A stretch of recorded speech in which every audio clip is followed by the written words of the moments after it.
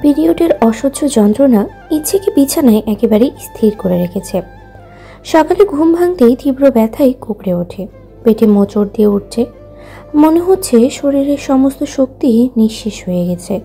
পেটে হাত চেপে ধরে ঠোঁট কামড়ে ফুপিয়ে কাঁদছে ইচ্ছে তালুকদার। প্রতিবার এই কষ্টে শরীরটা অসাড় হয়ে যায়। চোখ বন্ধ করে শুয়ে আছে, যেন সব কিছু থমকে গেছে। বাইরে চেঁচামেচির আওয়াজ। তালুকদার পরিবারের বিশাল ডুপ্লেক্স বাড়িতে উৎসবমুখর পরিবেশ। বাড়ির বড় ছেলে অনেক বছর পর বিদেশ থেকে ফিরছে। পুরো পরিবার তার ফেরার অপেক্ষায়। হৈমন্তী তালুকদার বাড়ির বড় বউ। সকাল থেকেই ব্যস্ত। রান্নাঘরে হরেক রকমের রান্নার আয়োজন চলছে। বাড়ির উঠোনে কাজের লোকেরা ঘরদোর ঝকঝকে করতে ব্যস্ত, আর বাচ্চারা দৌড়াদৌড়ি করছে। ইচ্ছের মা রোকসানা সকালে স্কুলের কাজ শেষ করেই এসে হৈমন্তীর সাথে রান্নায় হাত লাগিয়েছে। বড় আব্বু ইনায়েত তালুকদার এক কোণে বসে পত্রিকা পড়ছেন। মাঝে মাঝে বাড়ির হই হুল্লোড় দেখে মিটিমিটি হাসছেন। ইচ্ছের বাবা রফিক তালুকদার বারবার বাইরে গিয়ে দেখে আসছেন ধূসরকে আনতে যাওয়া গাড়ি এখনো পৌঁছালো কিনা। ইচ্ছের ছোট চাচা সাহেব ও তার স্ত্রী রিমি ভাতিজার ফেরাকে ঘিরে রোমাঞ্চিত।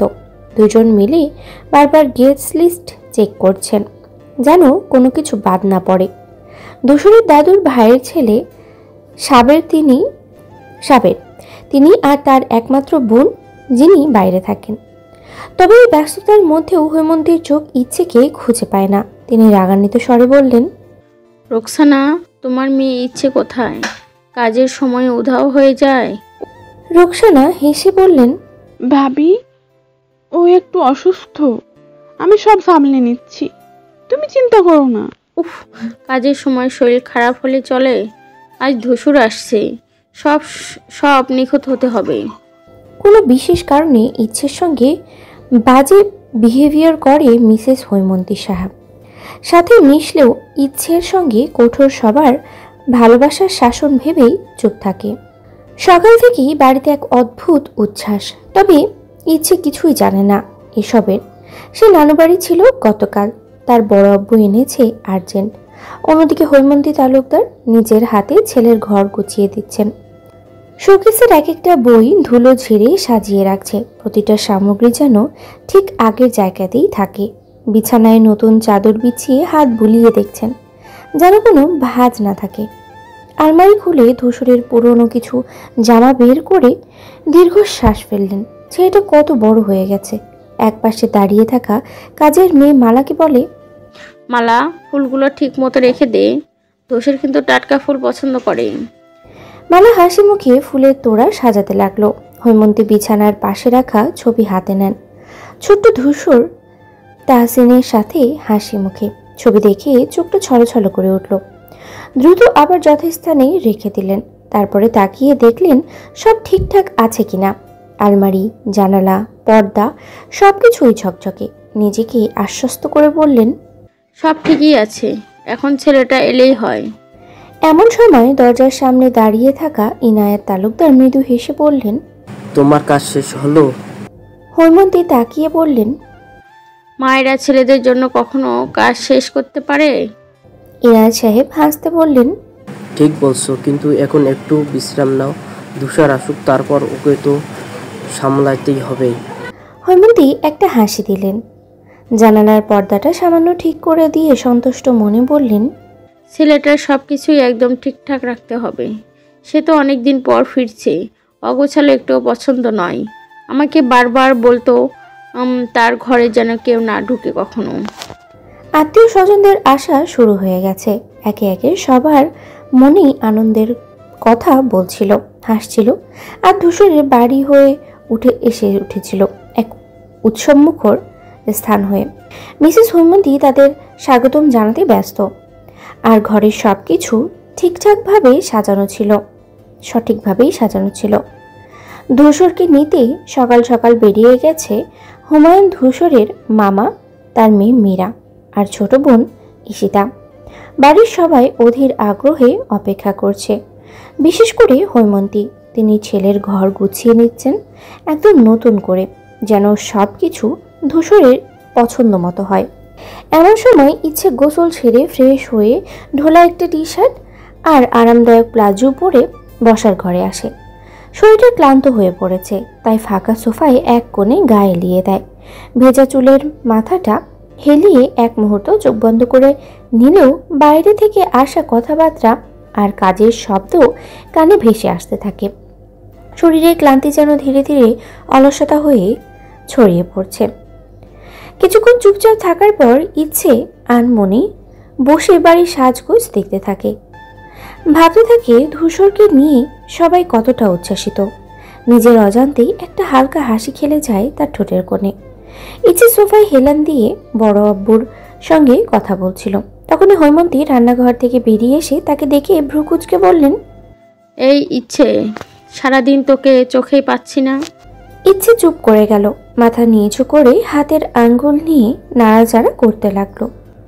হৈমন্তী বিরক্ত স্বরে বললেন, সবাই কাজে ব্যস্ত আর তুই এখানে বসে গল্প করছিস।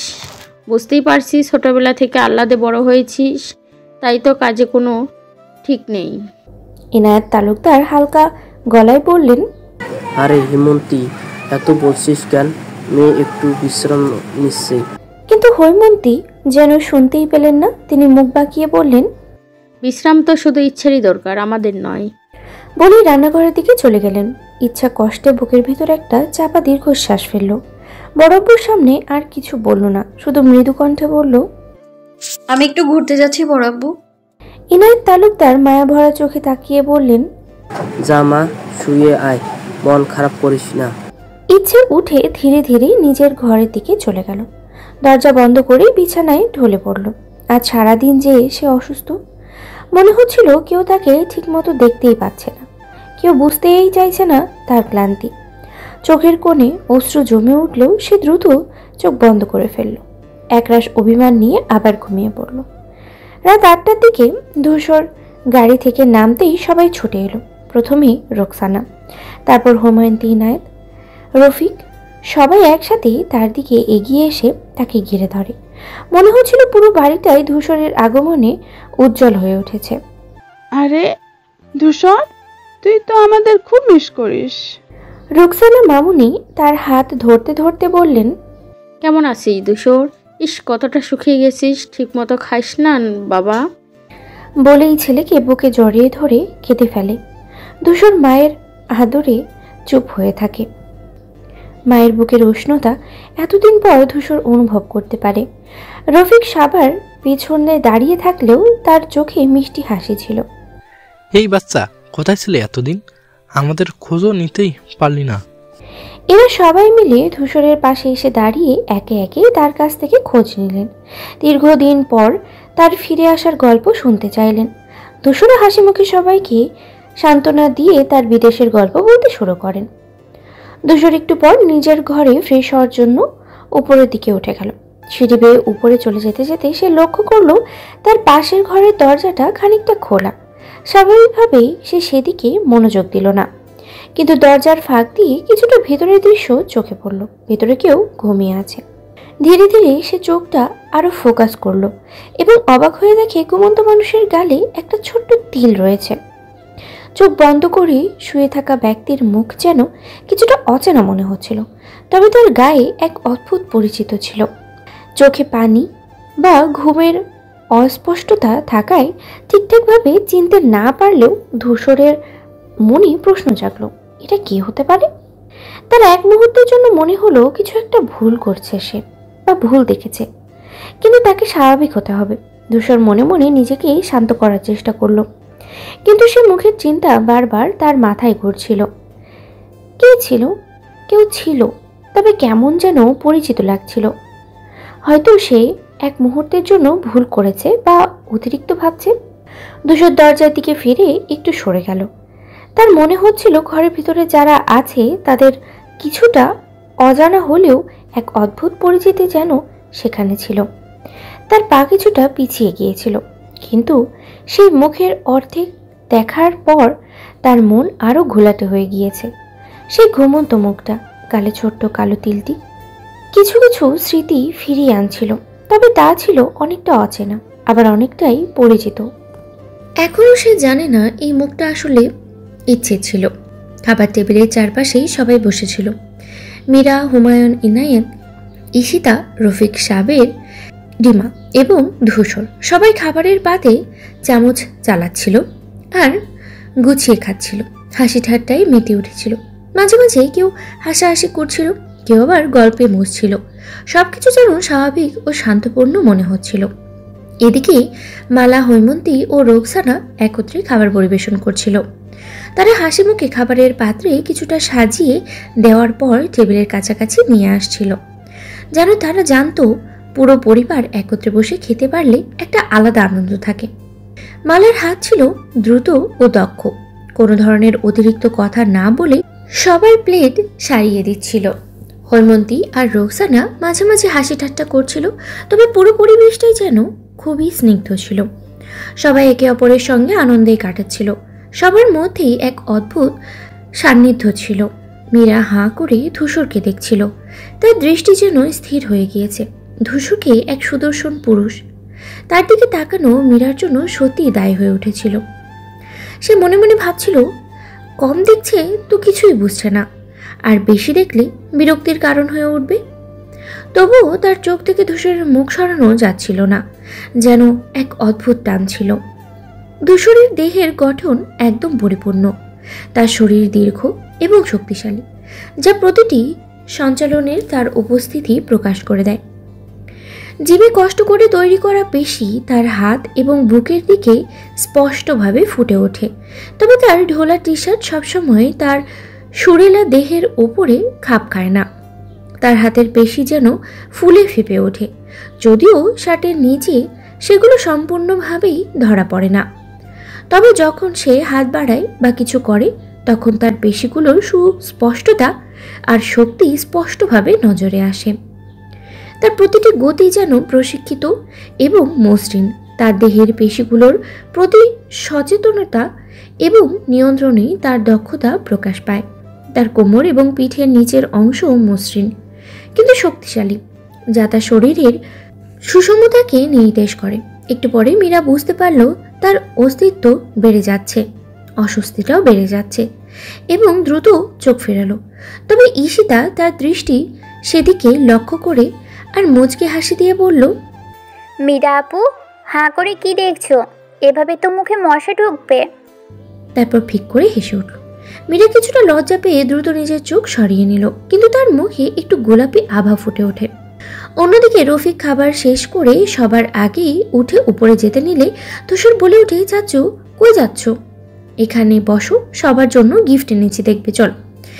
ইচ্ছেকে অনেকক্ষণ থেকেই দেখছি না বাবা, মেয়েটা কি করেছে একটু দেখে আসি। আর রোকসানা, মেয়ের খাবার নিয়ে উপরে এসো, সারাদিন মেয়েটা কিচ্ছু খায়নি হয়তো।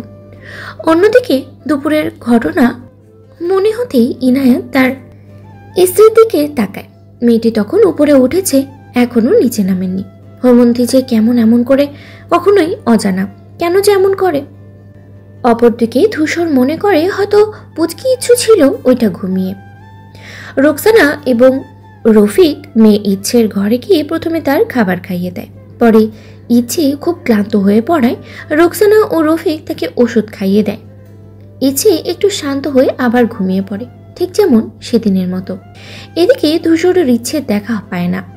তার মনে হয় হয়তো ইচ্ছু আজ একটু বিশ্রাম নিচ্ছে, আর তাই সে নিজেও আর তাকে বিরক্ত না করারই সিদ্ধান্ত নেয়। তবে ধূসরের মনে কিছুটা অদ্ভুত কৌতূহল থাকে, কেমন করে মেয়েটা এতটা নীরব থাকে, এবং সে তার খোঁজ নিতে একবারও এগিয়ে আসলো না। মধ্যরাতের গভীর নিস্তব্ধতায় হঠাৎ করেই মিসেস হৈমন্তীর ঘুম ভেঙে যায় ঈশিতার তড়িঘড়ি টাকায়। ঘুম ভাঙা চোখে অপ্রস্তুতভাবে উঠে বসে তিনি। কি হয়েছে আবার? ঈশিতা কাঁপা কাঁপা কণ্ঠে বলে, মা, ইচ্ছে শরীর তো অনেক খারাপ, পিরিয়ডের ব্যথা সহ্য করতে পারছে না, আর সকাল থেকে নাকি কিছুই খায়নি।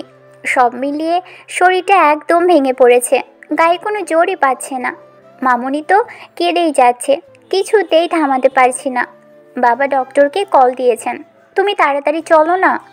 হৈমন্তী ঈশিতার কথা শুনে কিছুটা চিন্তিত হলেও তার মুখের ভঙ্গিতে খুব বেশি উদ্বেগ ফুটে ওঠে না। মেয়েটা এমনিতেই একটু আবেগপ্রবণ, হয়তো তেমন কিছু না। কিন্তু পর মুহূর্তে ঈশিতা বলে ওঠে, আর মা, ধূসর ভাইও ওখানেই আছে। এ কথা শুনেই হৈমন্তীর চোখ ছানা বড়া হয়ে গেল।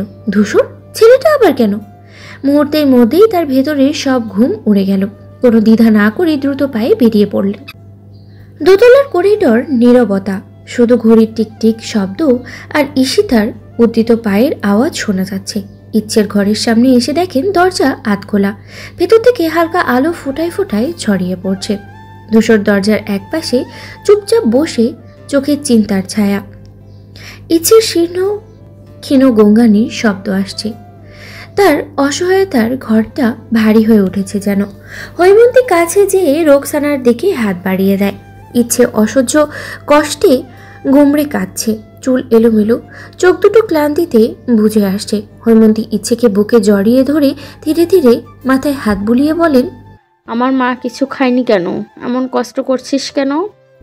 ধূসর তখন বলে ওঠে মায়ের দিকে তাকিয়ে, মা, স্যালাইন দিতে হবে, শরীর অনেক দুর্বল হয়ে আছে।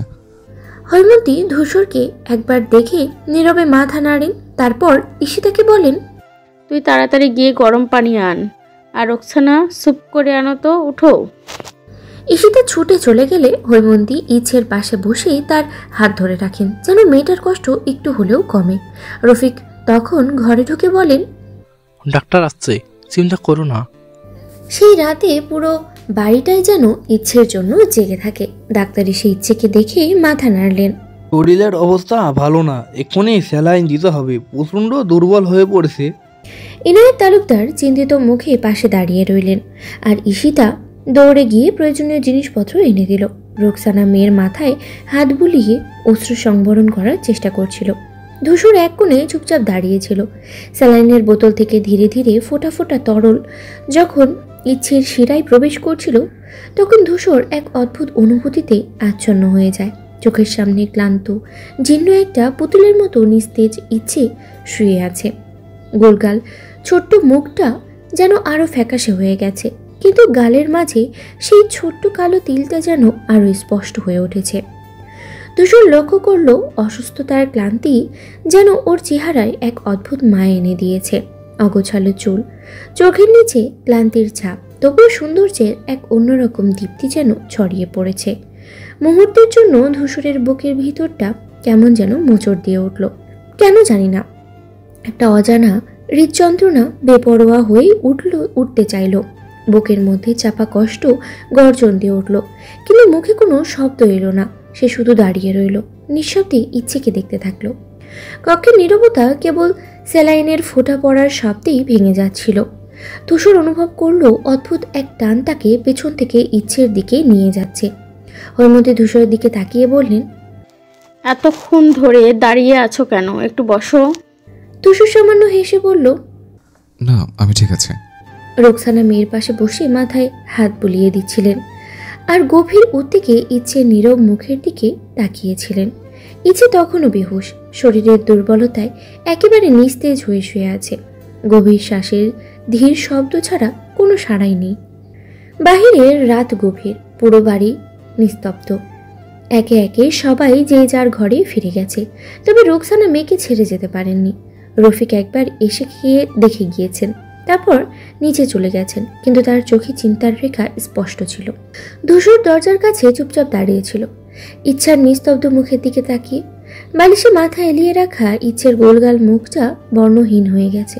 মাঝখানে সেই চিরচেনা তিল, অসুস্থতার ছাপেও যেন এক অনন্য কোমল সৌন্দর্য ছড়িয়ে রেখেছে। ধূসরের বুকের কোথাও যেন অজানা ব্যথা ছটফট করছে, কিন্তু সে জানে না কেন। হৈমন্তী এসে ধূসরকে দেখে কিছুক্ষণ নীরবে দাঁড়িয়ে রইলেন, তারপর খানিক বিরক্তি নিয়ে বললেন, শোনো ধূসর, সারাদিন জার্নি করেছো, এখন ঘুমাও, এখানে তো আমরা আছি। ধূসর একটু ইতস্ত করলো, যেন কিছু বলার ছিল কিন্তু বলা হলো না। শুধু একবার শেষবারের মতো ইচ্ছের দিকে তাকিয়ে নিঃশব্দে ঘর থেকে বেরিয়ে গেল। যাওয়ার সময় তার দৃষ্টিতে ছিল অদ্ভুত এক অচেনা অনুভূতি, যা হৈমন্তী চোখ এড়ায়নি। রোকসানা দীর্ঘশ্বাস ফেলে মেয়ের কপালে হাত রেখে বললেন, এমন কেন করিস ইচ্ছে? শরীরের দিকে খেয়াল রাখিস না কেন? কিন্তু ইচ্ছে কিছুই শুনতে পাচ্ছে না। সে যেন ব্যথার ঘোরে অচেতন হয়ে গেছে। এইসব আয়োজন, উদ্বেগ, ভালোবাসা দুশ্চিন্তা কিছুই তার জানা নেই। হৈমন্তী ধূসরের চলে যাওয়ার পথের দিকে তাকিয়ে কিছুক্ষণ দাঁড়িয়ে রইলেন, তারপর ধীর পায়ে বেরিয়ে গেলেন, যেন ধূসরের আচরণে কিছু একটা ভাবনায় ফেলেছে তাকে। সকালের আলো জানালা দিয়ে এসে পড়েছে ডাইনিং রুমের চকচকে টেবিলে। পরিবারের সবাই একে একে খেতে বসেছেন। রোকসানা, হৈমন্তী, ইনায়াত, রফিক, রিমি, সাবের সবাই ব্যস্ত নাস্তার আয়োজনে। হৈমন্তী খাবার দিতে দিতে বললেন, কাল রাতে এত কিছু হলো, আজ ইচ্ছে কেমন আছে রোকসানা? রোকসানা হালকা হাসি দিয়ে বললেন, ভালো আছে আপা, এখনো একটু দুর্বল, ওষুধের প্রভাব আর স্যালাইনের জন্য একটু শক্তি পেয়েছে। ওদিকে লিভিং রুমের সোফায় ইচ্ছে বসে আছে। পাশেই ঈশিতা বসে আপন মনে গল্প করছে। মাঝে মাঝে হাসির শব্দ ভেসে আসছে। ঈশিতা বলছিল, জানিস, রিমি চাচি আমাকে বলে ধূসর ভাই আর মীরা আপু এত দেরি পর্যন্ত ঘুমোচ্ছে, মনে হচ্ছে যেন রাজপুত্র রাজকন্যা। ইচ্ছে হেসে বলল, তুই না চাচির কথা সবসময় হাসিস, ধূসর ভাই কি এখনো ওঠেনি? ঈশিতা মাথা নেড়ে বলল, না রে, মীরা আপুকেও এখনো দেখি নাই, এত ঘুম। তাদের কথোপকথনের মাঝে রিমি একগাল হাসি নিয়ে এসে বলল, তোমরা কি আবার ধূসর আর মীরা নিয়ে আলোচনা করছো? আহারে, ধূসর তো সারা রাত জেগেছিল তোর খোঁজ নিতে ইচ্ছে, আর তুই এখন তার ঘুম নিয়ে হাসাহাসি করছিস। ইচ্ছে একটু অবাক হলো। ধূসর সারা রাত তার জন্য জেগেছিল? মুখে কিছু না বললেও মনের মধ্যে এক অদ্ভুত অনুভূতি খেলা করতে থাকলো। ঈশিতা মুখ টিপে হাসলো আর বলল, আসলে চাচি, ধূসর ভাই তো ভালো, কিন্তু মীরা আপু তো। রিমি ধমকের স্বরে বলল, কি সুন্দর চালাকি চলতেছে, চল তোদের দুজনকে খেতে বসাই। ঈশিতা হেসে বলল, চলো চলো, তোমার ধমকে কিছু বলাই যায় না। ওদিকে খাওয়ার টেবিলে হৈমন্তী, ধূসর আর মীরার অনুপস্থিতি নিয়ে রোকসানাকে বললেন, আজকালকার ছেলে মেয়েরা কেমন অলস হয়ে গেছে, এই সময়ও ঘুমিয়ে আছে, কি ব্যাপার? রফিক হাসতে হাসতে বলল, ওদের উঠিয়ে আনবো। ইনায়েত হাত তুলে বললেন, থাক, উঠবে আজ তো শুক্রবার, একটু বেশি ঘুমাক। সবাই হাসির মাঝে নাস্তার ব্যস্ততায় মেতে উঠল, আর ইচ্ছে সোফায় বসে ঈশিতার সাথে খুনসুটিতে মেতে রইল।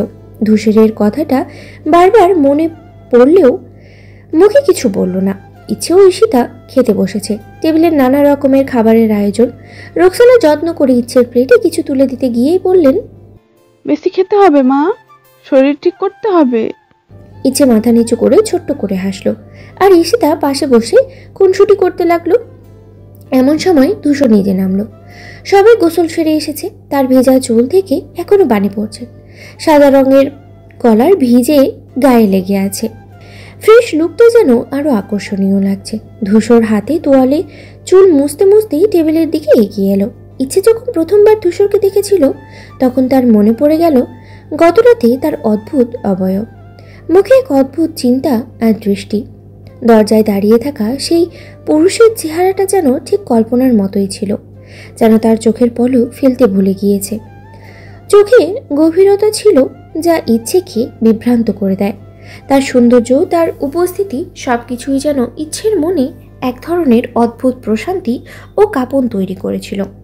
প্রথমবার সে ভাবল, এত সুন্দর একজন মানুষকে দেখার পর আর কিছু ভাবা যায় না। ইচ্ছে এক ঝলক তাকিয়ে চোখ নামিয়ে নিল, আর ঈশিতা তার ঠিক থাকতে পারল না। ফিসফিস করে বলল, দেখছিস ইচ্ছে, আহারে আমার ভাইরে কোনো দিন এভাবে দেখেছি? সবসময় তো কল আর কল। ইচ্ছে হেসে বলল, চুপ কর তো, খা চুপচাপ। ঠিক তখনই সিঁড়ি দিয়ে নেমে এলো রিমা। শর্ট একটা টপ আর টাইট ফিটিং জিন্স পরে বেশ আত্মবিশ্বাসী ভঙ্গিতেই আসছিল। তার সাজগোজ যেন একটু বেশি জাঁকজমকপূর্ণ মনে হচ্ছিল। মীরার লম্বা চুল এলোমেলোভাবে পড়েছে কাঁধে, ঠোঁটে হালকা লিপস্টিকের আভা, আর টপটা এমনভাবে টাইট যে ঈশিতা তখন তার চুপ থাকতে পারল না। ইচ্ছের কানে ফিসফিস করে বলল, এই দেখ কি স্টাইল, নাস্তার টেবিলে আসছে নাকি র্যাম্পে হাঁটতে নেমেছে? ইচ্ছে ঈশিতাকে ধমক দিয়ে বলল, এভাবে বলিস না রে, সবাই শুনতে পাবে।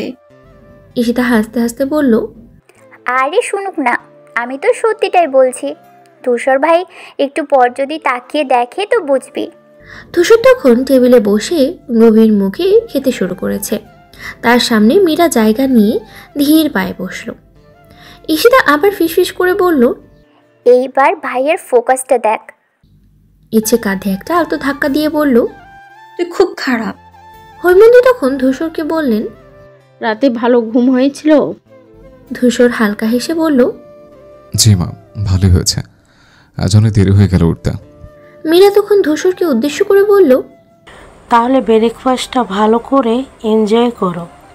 ধূসর, টিপে কিন্তু অনেক মিস করব তোমাকে। ঈশিতা চোখ উল্টে বলল, উফ, অভিনয় দেখতে হবে নাকি? ইচ্ছে হাসি চেপে খেতে লাগলো আর মনে মনেই ভাবলো, ধূসর ভাই কি আদৌ সব কিছু খেয়াল করে? অন্যদিকে বাকি সবাই খাওয়া শেষ হলে তারা ধীরে ধীরে লিভিং রুমে চলে যায়। হৈমন্তী, রফিক, ইনায়েত, রোকসানা সবাই নিজেদের মধ্যেই গল্পে মেতে ওঠে। বাড়ির পরিবেশটা বেশ প্রাণবন্ত হয়ে ওঠে, যেন অনেক দিন পর সবাই একসঙ্গে বসেছে। তবে খাবার টেবিলে তখনও 4 জন বসে আছে, ধূসর, মীরা, ইচ্ছে আর ঈশিতা। ধূসর ধীর গতিতে খাচ্ছে, যেন কোথাও তাড়া নেই। মীরা পাশে বসে চুপচাপ খাচ্ছে, মাঝে মাঝে ধূসরের দিকে তাকিয়ে আবার চোখ সরিয়ে নিচ্ছে। ঈশিতা মুখে হালকা হাসি ধরে রেখেছে, কিন্তু তার নজর সবসময় মীরার দিকে, যেন নতুন কিছু খুঁজে বের করার চেষ্টা করছে। ইচ্ছে খাবারের সাথে খেলা করছিল, চামচ দিয়ে ধীরে ধীরে নাড়াচাড়া করছিল প্লেটে রাখা ভাত। সারা রাতের অসুস্থতা আর ক্লান্তির ছাপ এখনও চোখে মুখে স্পষ্ট, মুখটাও যেন ফ্যাকাশে হয়ে আছে। তখনই হঠাৎ ধূসর ইচ্ছের দিকে না তাকিয়ে নিষ্পৃহ স্বরে বলে উঠল, শরীর কেমন এখন ইচ্ছে? ধূসরের কণ্ঠস্বর শুনে ঈশিতা হালকা হাসলো আর মীরা ভ্রু কুচকে তাকালো ইচ্ছের দিকে। ইচ্ছে চমকে উঠে সামান্য অপ্রস্তুত হয়ে বলল, ভালো ভালো আছি। ধূসর তখনও চোখ তুলে তাকালো না, হাতের চামচটা আস্তে আস্তে প্লেটে রেখে বলল, ঠিক মতো খাও, শরীর দুর্বল হয়ে পড়েছে, এইভাবে না খেলে আবার অসুস্থ হয়ে পড়বে। ঈশিতা ফিসফিস করে ইচ্ছের কানে বলল, দেখলি কি কেয়ারিং। ইচ্ছে মুখ নিচু করে লজ্জায় খাবার গিলে নিল আর মনে মনেই ভাবলো, ধূসর কি আসলেই ওর জন্য চিন্তা করে, নাকি এই শুধু একরকমের ভদ্রতা? মানুষটার সাথে যে তার সখ্যতা এতটা এগোয়নি কখনো। ফোনে কথা হয়েছে শেষ কবে সেটাও মনে নেই। অজানা কারণেই ধূসরকে সে এড়িয়ে চলত। মীরা তখন হালকা গলায় বলল, ইচ্ছে ঠিক হয়ে যাবে, আমিও তো ঠিক মতো খাই না, কিছু হয় না। ধূসর কপালে ভাঁজ স্পষ্ট করে মীরার দিকে তাকালো। সবাই এক নয় মীরা, ইচ্ছে ছোট, ওর যত্ন দরকার। মীরা ঠোঁট কামড়ে কিছু বলতে গিয়েও চুপ হয়ে গেল। ঈশিতা চুপি চুপি বলল, কি দারুণ ব্যাটিং দিল। হ্যাঁ। ইচ্ছে একগাল লজ্জা নিয়ে খাবার খেতে লাগলো আর ধূসর তার খাওয়ায় মন দিল, যেন কিছুই হয়নি। ধূসর খাওয়া শেষ করে ধীর পায়ে উঠে লিভিং রুমের দিকে এগিয়ে যায়। লিভিং রুমে ইনায়েত, রফিক এবং সাবের বসে গল্পে মেতেছিল। কালকে অল্প কিছু আত্মীয় আসলেও দেখা করে রাতেই ফেরত গেছে। কতদিন পর আবার এমনিও আসতেই হবে এই ভেবে ধূসর এসে সোফায় বসে গা এলিয়ে দিয়ে বাপ চাচাদের আলাপে যোগ দেয়। তার চোখে ক্লান্তির ছাপ থাকলেও মুখে ছিল এক অদ্ভুত প্রশান্তি। মাঝে মাঝে চায়ের কাপে চুমুক দিতে দিতে মনোযোগ দিয়ে বড়দের কথাগুলোও শুনছিল। অন্যদিকে ইচ্ছে খাওয়া শেষ করে চুপচাপ নিজের ঘরের দিকে পা বাড়ায়। শরীরটা এখনও দুর্বল, তবুও মন খারাপটা যেন আরো বেশি ভর করেছে। দরজা খুলে ঘরে ঢুকে একটু বিশ্রাম নেবে ভাবছিল, কিন্তু বিছানার উপরে রাখা একটা মাঝারি আকারের বক্স দেখে থমকে দাঁড়ালো। কেউ যে ওর ঘরে ঢুকেছে সেটা সে টেরই পায়নি। বক্সটা হাতে নিয়ে ভাবতে লাগলো, কে রেখেছে এটা। ধীরে ধীরে হাতের আঙ্গুল দিয়ে মোড়কটা খুলল। ভেতরে সাজানো ছিল রঙিন 17টি শাড়ি, লাল, নীল, বেগুনি, সবুজ, আরো কত রং। একটার পর একটা শাড়ি বের করে দেখতে লাগলো ইচ্ছে, যেন নিজের চোখকে বিশ্বাস হচ্ছে না। বক্সের এক কোনায় রাখা ছিল ছোট্ট একটা খাম, তা চোখে পড়ল। কাবা হাতে খাম খুলে ভিতরে জিনিসটা বের করলো। সেখানে ছোট্ট একটা বাক্য লেখা। লেখাটার দিকে চেয়ে ইচ্ছে থম মেরে বসে থাকে। কে লিখেছে? কেন এই উপহার? মনের মধ্যে হাজারো প্রশ্ন ঘুরপাক খেতে থাকে, কিন্তু কোনো উত্তর খুঁজে পায় না। শাড়িগুলো একবার গুনে দেখে, ঠিক 17টা, তার বয়সের সমান। বুকের ভেতর কেমন যেন একটা অজানা অনুভূতির দোলা দেয়, ভালো লাগা আর বিস্ময়ের এক মিশ্র অনুভূতি। ইচ্ছে চিঠিটা শক্ত করে ধরে রেখে জানলার দিকে তাকায়। বাইরের বাতাসে গাছের পাতাগুলো দুলছে, যেন কোনো রহস্যের ইশারা দিচ্ছে। হঠাৎ ঈশিতা দরজার বাইরে এসে ডেকে উঠল, ইচ্ছে দরজা খুলবি? কি করছিস ভিতরে? ধূসর ভাই, কিন্তু কেন এত শাড়ি, এমন উপহার কেন? মনি এক এক পর এক প্রশ্ন ঘুরপাক খেতে থাকে, তবু আপাতত কিছু না ভেবেই চুপচাপ থাকার সিদ্ধান্ত নেয়। পরে সময় হলে ধূসর ভাইকে জিজ্ঞেস করবে। চিঠিটা আবার খামে ঢুকিয়ে আলমারির এক কোণে রেখে দেয়, যেন কেউ না দেখতে পায়। তারপর আয়নার সামনে দাঁড়িয়ে নিজের প্রতিচ্ছবির দিকে তাকায়। আচমকা মনে হয় শাড়িগুলো পরলে কেমন লাগবে। নিজের মনে একটু লজ্জা পেয়ে দ্রুত সেখান থেকে সরে আসে। বাইরে ঈশিতার ডাকে সম্বিত ফিরে পেয়ে দরজা খুলে দেয়। ঈশিতা বলে, তুই এখানে একা একা কি করছিস? চল, নিচে সবাই গল্প করছে। ইচ্ছে মাথা নাড়ায়। তুই যা, আমি একটু পর আসছি। ঈশিতা চলে যেতেই ইচ্ছে জানালার দিকে তাকায়।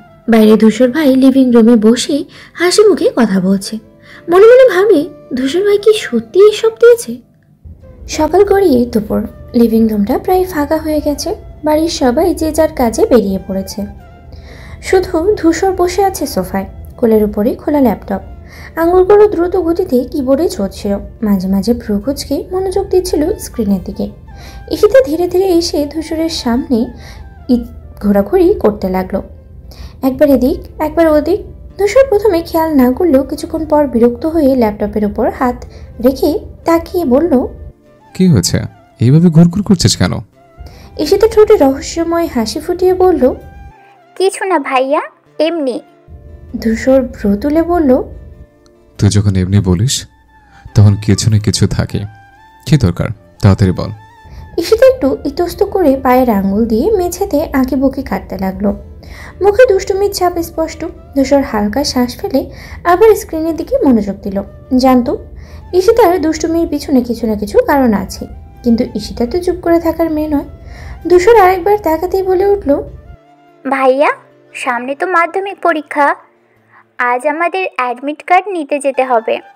ধূসর ল্যাপটপ থেকে চোখ সরিয়ে ভ্রু কুঁচকে বলল, তাই? তাহলে যা, নিয়ে আয়। আমায় বলছিস কেন? ঈশিতা মুখ পাকিয়ে বলল, একা যেতে ইচ্ছে করছে না ভাইয়া, ইচ্ছেকে বলছিলাম, কিন্তু মা তো সঙ্গে সঙ্গে বারণ করে দিল, বলছে ইচ্ছে অসুস্থ, ও বেরোতে পারবে না। ধূসর মাথা হেলিয়ে বলল, ঠিকই তো বলেছে, ওর শরীর ভালো না এখন। ঈশিতা ধূসরকে একটু কাছে এসে অনুনয়ের সুরে বলল, এই জন্যই তো ভাবলাম, তুমি যদি আমাদের গাড়ি করে নিয়ে যাও তাহলে মা কিছু বলবে না। ইচ্ছের ওর নিজের অ্যাডমিট তো নিতেই হবে, তাই না? ধূসর চুপচাপ ঈশিতার কথাগুলো শুনে কিছুক্ষণ ভেবে বলল, মাকে গিয়ে বলিস আমি নিয়ে যাব। ঈশিতার মুখে হাসি ফুটে উঠল। সিরিয়াসলি ভাইয়া, তাহলে আমি এখনই গিয়ে বলে আসি। ধূসর মাথা নাড়িয়ে আবার কাজে মন দিল, কিন্তু ঈশিতা উচ্ছ্বাস নিয়ে ছুটে বেরিয়ে গেল। সে জানতো ধূসর ভাইয়ের সাথে গেলে মার কোনো আপত্তি তুলবে না, আর ইচ্ছেও একটু বাইরে যেতে পারবে। ইচ্ছে ঘরের বিছানায় আধশো অবস্থায় সময় কাটাচ্ছিল। হাতে ধরা ছিল একটা উপন্যাস। পুরনো বইয়ের গন্ধটা যেন একটুখানি স্বস্তি এনে দিচ্ছিল তার অসুস্থ শরীরে। মাথার কাছে রাখা পানির গ্লাসে হালকা ঘোলা পানির আভাস, যা হয়তো সকাল থেকে আর খাওয়া হয়নি। ইচ্ছে ক্লান্ত চোখে দুপাতা উল্টে দেখছিল, কিন্তু মনোযোগ ছিল একদমই না। শরীরের দুর্বলতা যেন পায়ের মাঝে অবশ হয়ে আটকে আছে। ফোনের অভাবটাও বেশ অনুভব হচ্ছিল। কয়েকদিন আগে কোথাও হারিয়ে ফেলার পর এখনো নতুন কেনা হয়নি। মা বারবার বলেছেন পরীক্ষা শেষ হলে কিনে দেবে। ইচ্ছে মাঝে মাঝে অস্থির হয়ে ওঠে, কত কিছু হাতের নাগালের বাইরে চলে গেছে এখন। ঠিক এমন সময় দরজা ধাক্কা দিয়ে ঈশিতা দৌড়ে ঘরে ঢুকলো, তার স্বভাব সুলভ চঞ্চলতায়। ইচ্ছে বইয়ের দিকে তাকিয়ে বলল, এই না বললাম দরজায় টোকা দে। ঈশিতা হাসি মুখে একটানে বইটা ইচ্ছের হাত থেকে নিয়ে বলল, ইচ্ছুর বাচ্চা, এবার রেডি হও, মা রাজি হয়েছে, এবার অ্যাডমিট নিতে যাবে। ইচ্ছে অবাক হয়ে উঠে বসলো। সত্যি? বড় মা তো যেতে দিচ্ছিল না। ঈশিতা রহস্যময় হাসি দিয়ে বলল, হ্যাঁ, কিন্তু কারণটা জানিস? ধূসর ভাই আমাদের নিয়ে যাবে, মা বলেছে ভাই সঙ্গে থাকলে কোনো সমস্যা নেই। ইচ্ছের মুখটা এক মুহূর্তের জন্য থমকে গেল। ধূসর ভাই? কাল রাতের আবছা অবয়বটা হঠাৎ করে চোখের সামনে ভেসে উঠল। মনে পড়ল ঘুমের ঘরে তাকে দরজার সামনে দাঁড়িয়ে থাকতে দেখেছিল, কিন্তু ঈশিতা তাকে সময় দিল না ভাবার। ওট ওট, জলদি রেডি হ। ধূসর ভাই কিন্তু তাড়াতাড়ি নিচে নামতে বলেছে, দেরি করলে মেজাজ খারাপ হয়ে যাবে। ইচ্ছে একরকম বাধ্য হয়েই ধীরে ধীরে উঠে দাঁড়ালো। তার ভেতরে যেন মিশ্র অনুভূতির জোয়ার বইছে। ধূসর ভাইয়ের সামনে যেতে একটু সংকোচ, কিন্তু বাইরে যাবার আনন্দও কম না। ঈশিতা তখন আয়নার সামনে দাঁড়িয়ে নিজের চুল ঠিক করছে, আর ইচ্ছে ধীর পায়ে আলমারির দিকে এগিয়ে গেল পোশাক নিতে। ইচ্ছে ধীরে ধীরে উঠে দাঁড়ায়। ঈশিতার উত্তেজিত কণ্ঠে সাড়া দিলেও তার ভেতরে যেন অদ্ভুত এক লজ্জা কাজ করে। ধূসর ভাইয়ের নাম শুনলে কোথাও যেন অজানা এক অস্বস্তি গলায় দলা পাকিয়ে ওঠে। কাল রাতের আবছা স্মৃতি, ধূসর ভাইয়ের সেই চিন্তিত মুখ, দরজায় দাঁড়িয়ে থাকা চেহারাটা চোখের সামনে ভেসে ওঠে। ইচ্ছে দ্রুত মাথা ঝাঁকিয়ে নিজেকে স্বাভাবিক করার চেষ্টা করে, কিন্তু বুকের ভেতর কেমন যেন অস্থির লাগে। কি হলো, এভাবে দাঁড়িয়ে আছিস কেন? ঈশিতা জোরে ধাক্কা দিয়ে বলল, তাড়াতাড়ি কর, ভাইয়া অপেক্ষা করছে। ইচ্ছে কোনো রকমে হাসির ভান করে পোশাক নিতে এগিয়ে গেল, কিন্তু ধূসর নামটা মাথার ভেতরে যেন অকারণেই ঘুরপাক খাচ্ছিল। লিভিং রুমে আরাম করে বসে আছে রিমা। তার পরনে ট্রেন্ডিং ফিটিং ড্রেস, সাজগোজ আলাদা নজর কাড়ার চেষ্টা স্পষ্ট। পাশে ধূসর বসে, কালো প্যান্ট আর হালকা সাদা শার্ট পরা, কানে এয়ারপড লাগিয়ে কারোর সাথে গম্ভীর মুখে কথা বলছে। তার তীক্ষ্ণ চোখে মনোযোগের ছাপ, যেন পুরো পৃথিবী থেকে বিচ্ছিন্ন হয়ে কাজে ডুবে আছে। মীরার দৃষ্টি ধূসরের উপরে স্থির, যেন চোখ দিয়ে প্রতিটা ভঙ্গি গিলে খাচ্ছে। ধূসরের মুখের হালকা দাড়ি, চুলের নিখুঁত সেটিং, সব কিছুতেই মীরার আগ্রহের অভাব নেই। মাঝে মাঝে সে চুলে হাত দেয় কিংবা ফোনে কিছু স্ক্রল করে ধূসরের দৃষ্টি আকর্ষণের চেষ্টা করে, কিন্তু ধূসর একদম নির্বিকার, নিজের জগতেই মগ্ন। মীরা চোখের দৃষ্টিতে একরকম অধিকার বোধের ছাপ, যেন ধূসর শুধু তারই, কিন্তু ধূসরের নির্বিকার ভাবনায় হয়তো সে নিজেই খুঁজে পায় না। ঈশিতা দ্রুত সিঁড়ি বেয়ে নিচে নামে, মুখে স্পষ্ট বিরক্তি। মীরার গতিবিধি তার চোখ এড়ায় না। কিভাবে তার ভাইকে চোখ দিয়ে গিলে খাচ্ছে সেটা দেখে তার রাগ যেন আরও বেড়ে যায়। ঈশিতার হাত মুষ্টিবদ্ধ হয়ে আসে। ইচ্ছে পাশে দাঁড়িয়ে থাকায় কিছুটা শান্ত থাকার চেষ্টা করে। ইচ্ছে ধীর পায়ে নামছে, পরনে সাদা ফুল স্লিভ গাউন, ওড়নাটা গলায় ফেলা, দুই পাশে ঝুলে পড়েছে, চুলগুলো খোলা, একপাশে এলোমেলোভাবেই ঠেকে আছে। অসুস্থতার ছাপ মুখে স্পষ্ট হলেও তার সহজ সরল সৌন্দর্য যেন সবকিছুকেই ছাপিয়ে যাচ্ছে। ঈশিতা পাশে দাঁড়িয়ে গুনগুন করতে থাকলেও ইচ্ছে চুপচাপ চোখ নিচে। ঠিক তখনই ধূসর এক মুহূর্তের জন্য ঈশিতার দিকে তাকায়, আর পাশেই ছোট্ট পুতুল সদৃশ্য ইচ্ছের দিকে নজর পড়ে। গোলগাল মুখ, গালের পাশে ছোট্ট তিল, অসুস্থতার ক্লান্তি মিশে গেলেও যেন এক অদ্ভুত মায়াবী ভাব ফুটে উঠেছে। ধূসর এক মুহূর্ত চুপ করে থাকে, যেন কিছু চিন্তা করার চেষ্টা করছে। ঈশিতা ধূসরের দৃষ্টি লক্ষ্য করে ইচ্ছে দিকে তাকিয়ে মুচকি হেসে বলে, কি হলো ভাইয়া? ধূসর হালকা গম্ভীর কণ্ঠে বলে, তাড়াতাড়ি গাড়িতে ওঠ, দেরি হয়ে যাচ্ছে। মীরা চোখের পলক ফেলতেই ভুলে ধূসর ইচ্ছের দিকে দৃষ্টি পর্যবেক্ষণ করে, আর মনে মনে যেন কিছু আঁচ করার চেষ্টা করে। ধূসর তাড়াতাড়ি গাড়িতে উঠতে বলে, গলার স্বরই এক ধরনের অধৈর্যতা স্পষ্ট। বলেই সে লম্বা পায়ে হেঁটে বাড়ির বাইরে রাখা গাড়ির দরজা খুলে ভেতরে বসে পড়ে। তার চোখ ফোনের স্ক্রিনে, কানে এয়ারপড লাগানো, যেন চারপাশের কিছু নিয়েই মাথা ঘামাচ্ছে না। ঠিক তখনই মীরা, ঈশিতা আর ইচ্ছে বাড়ির দরজা পেরিয়ে গাড়ির সামনে এসে দাঁড়ায়। মীরা একটু এগিয়ে এসে দরজার হ্যান্ডেলটা হাত রাখে, মুখে একটা জেতার হাসি, যেন নিশ্চিত ছিল সে ধূসরের পাশে বসবেই। দরজা খুলে নিষ্পৃহ ভঙ্গিতে ধূসরের পাশে বসে পড়ে, হাত দিয়ে হালকা চুল ঠিক করে নিয়ে চোখের কোণ দিয়ে ধূসরকে দেখে নেয়। ঈশিতা মীরার এই দৃশ্য দেখে মুখ ভেঙচি দিয়ে ফিসফিস করে ইচ্ছেকে বলে, এই নাটক এখন দেখতে হবে নাকি? ইচ্ছে একটু হেসে মাথা নাড়ায়, কিছু না বলে চুপচাপ ঈশিতার হাত ধরে গাড়ির পেছনের দরজা খুলে ব্যাক সিটে বসে পড়ে। ঈশিতা বসেই আবার ফিসফিস করে বললে, শুধু বসলে না, এখন থেকে কথা বলার বাহানা খুঁজবে। চুপ কর, তো সরে ফেলবে। দেখিস এক্ষুনি গল্প শুরু হবে। অন্যদিকে দৃশ্যপট বদলে যায় আমেরিকার একটি শীর্ষস্থানীয় গোয়েন্দা সংস্থার অফিসে। একটি আধুনিক সুরক্ষিত কনফারেন্স রুমে কয়েকজন উচ্চপদস্থ কর্মকর্তা বসে আছেন। চারপাশে মনিটরে ভেসে উঠেছে বিভিন্ন গোপন তথ্য, স্যাটেলাইট চিত্র এবং সার্ভেলেন্স ফুটেজ। ঘরের পরিবেশ বেশ চাপা, আলো কম, শুধু স্ক্রিনের ঝলকানিতে সবার মুখে চিন্তার ছাপ স্পষ্ট। সেন্টার মনিটরের সামনে দাঁড়িয়ে আছেন একজন অভিজ্ঞ এজেন্ট, তার পরিচয় স্পেশাল এজেন্ট জ্যাকসন কুল। তিনি গম্ভীর কণ্ঠে বললেন, আমাদের কাছে তথ্য এসেছে যে সাম্প্রতিক ঘটনাগুলোর পেছনে আন্তর্জাতিক সংযোগ আছে। বাংলাদেশে একটি গুরুত্বপূর্ণ সেল সক্রিয় রয়েছে এবং তাদের সাথে আমাদের দেশের নিরাপত্তার বিষয়টি ওতপ্রোতভাবে জড়িত। একজন কর্মকর্তা প্রশ্ন করলেন, আপনার কি মনে হয় তারা কোনো বড় পরিকল্পনার অংশ? জ্যাকসন হালকা মাথা নাড়িয়ে মনিটরের দিকে তাকিয়ে বললেন, আমাদের ধারণা তারা শুধু ছোটখাটো অপরাধের বাইরে বড় কিছু প্ল্যান করছে, তবে তাদের মূল উদ্দেশ্য এখনো স্পষ্ট নয়। আরেকজন এজেন্ট মনিটরের স্ক্রিনের দিকে তাকিয়ে বলল, আমরা এই ব্যক্তিটিকে ফলো করছি, তার গতিবিধি সন্দেহজনক। সে সম্প্রতি ঢাকায় প্রবেশ করেছে এবং সে কিছু গোপন তথ্য সংগ্রহের চেষ্টা করেছে বলে আমাদের বিশ্বাস। ধূসর গাড়ি থামিয়ে স্কুল গেটের সামনে এসে বলল, তোমরা নেমে যাও, আমি গাড়ি পার্ক করছি। ইচ্ছে আর ঈশিতা ধীর পায়ে গাড়ি থেকে নামলো। ধূসর মীরার দিকে তাকিয়ে বলল, তুই গাড়িতে বসে থাক, আমরা একটু পরে চলে আসছে।